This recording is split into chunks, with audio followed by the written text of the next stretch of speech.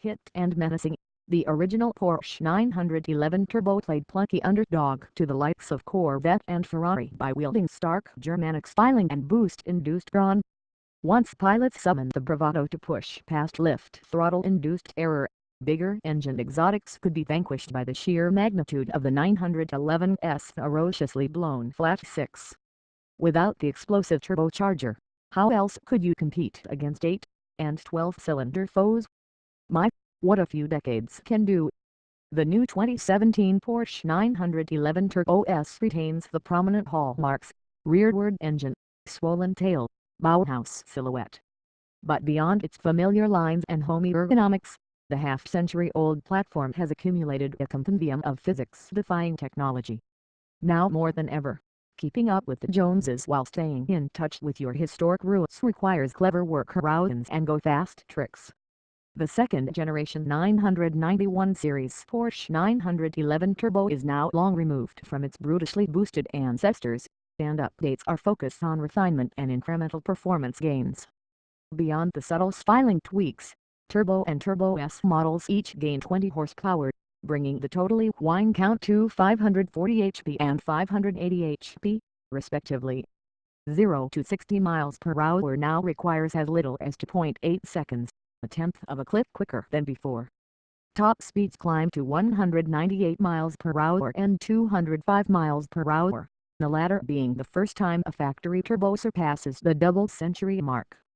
Porsche is the only automaker using two turbos with variable turbine geometry in a gasoline engine, and the newest Turbo S uses different engine hardware for the first time, in this case, larger turbo impellers and a modified housing, enabling the higher 7,200 RPM redline. Power delivery to the front axle is aided by new clutch material in the front differential that uses organic material for more precise torque transfer. The centrifugal pendulum has been added to the PDK transmission's flywheel for smoothness, and the dynamic engine mount bearing rates are increased for sharper response. PASM Porsche active suspension management parameters have also been widened between comfort and sport modes, and a new sport mode within PSM Porsche stability management enables yaw-friendly drift action. Fancy short bursts of extra power. A new dynamic boost function offers Kurz-like access to 20 seconds of bliss by pretensioning the drivetrain in anticipation of hard acceleration. In this heightened mode, the transmission drops into a lower gear. Boost pressure is maintained in the turbochargers by holding the throttle valve open, and maximum torque climbs to 523 pounds-feet in the Turbo and 553 pounds-feet in the Turbo S. The freshly restored Kyalami circuit in South Africa is one elusive fast, sweeping track to tackle at 10/10 ths after 22 hours of air travel. But then again, few exotics are capable of picking up the slack quite like the 2017 Porsche 911 Turbo S. The Turbo's cockpit lacks the bare-bones, track-ready sense of occasion as the 911 GT3's we're chasing, but our first few seconds in the car hints heavily at the car's more manageable disposition. Accelerating out of pit lane onto the 2.8-mile circuit reveals wickedly quick, head-snapping acceleration. Compared to the stiffly sprung, big-spoilered, naturally aspirated rear-drive GT3's, the Turbo feels safe as a house and fast as lighting, with effortless thrust coming from all four wheels as they pull this heavier specimen off the line. The Turbo S bests the GT3's when it comes to an out-and-out acceleration, hitting 60 miles per hour 3/10 ths quicker, but it's in the corners where their personalities truly diverge.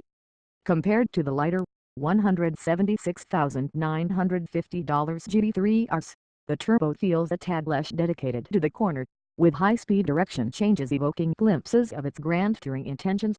There's a touch of front-end vagueness when entering fast corners, but once tucked in, the Turbo tracks into the apex nicely, with the rear wheel steering offering an almost perceptible shift in yaw as it settles into its groove with reassuring tautness.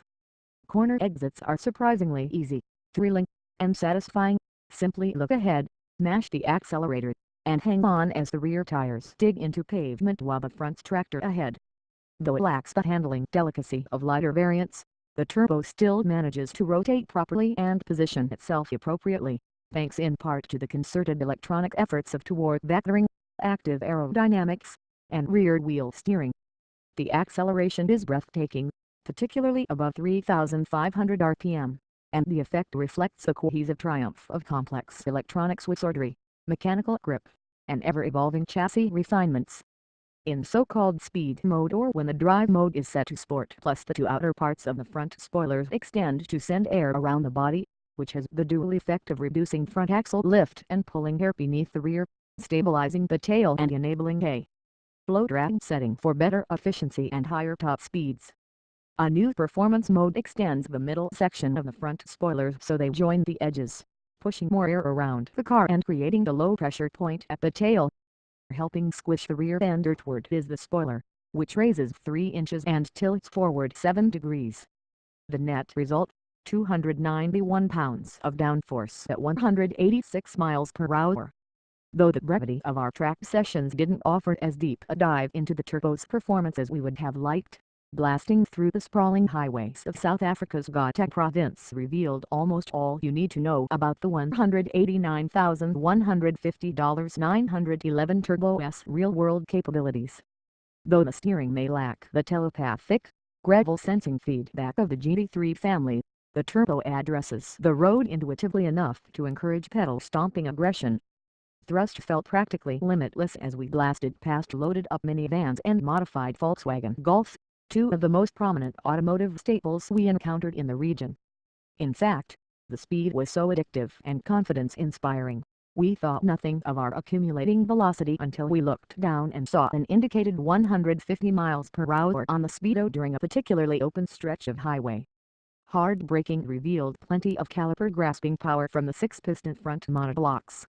And thanks to the automatically decoupling anti-roll bars, the ride was impressively supple over the bumpy stuff, though rough surfaces transmitted a bit of road noise into the cabin. Now that the second-generation 991 series Carreras are turbocharged, the question must be asked, does the turbo differentiate itself enough to retain a unique character? First, consider the current state of the 911 lineup's upper echelons.